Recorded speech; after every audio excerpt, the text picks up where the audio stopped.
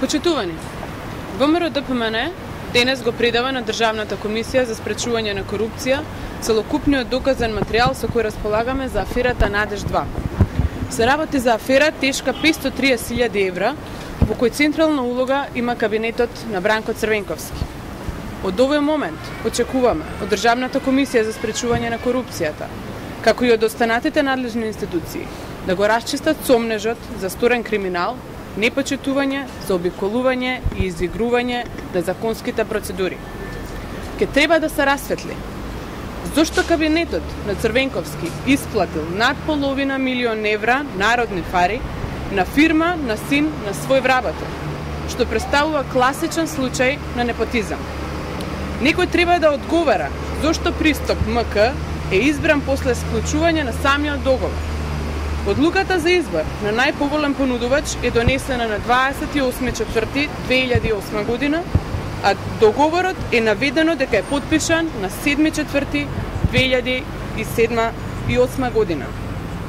Договорот со Пристап е наведено дека е склучен на 7.4.2008 година, кога е заведен во Пристап, но во архивата на кабинетот на Црвенковски е заведен на 21.5.2009 година, само неколку дена пред тој да го напушти кабинетот, што значи дека тој исплатил половина милион евра народни пари без никаков договор. Некој треба да одговара што незаконски е избран Пристап, бидејќи втора фирма која конкурирала не ги исполнила условите од самиот тендер. Некој треба да одговара затоа што се на Пристап МК му се исплатени нереални прикажани трошоци за организирање на самитот.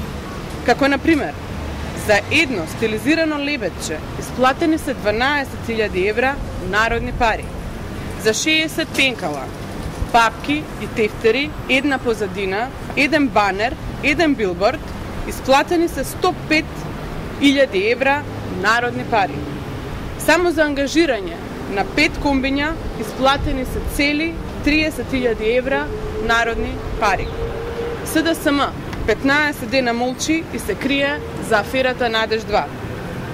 Сега и Бранко Црвенковски, и Наташа Савова, и таткото, и синот, Зоран и Игор Иванов, ке мора да дадат одговор на сите овие прашања. Ви благодарам.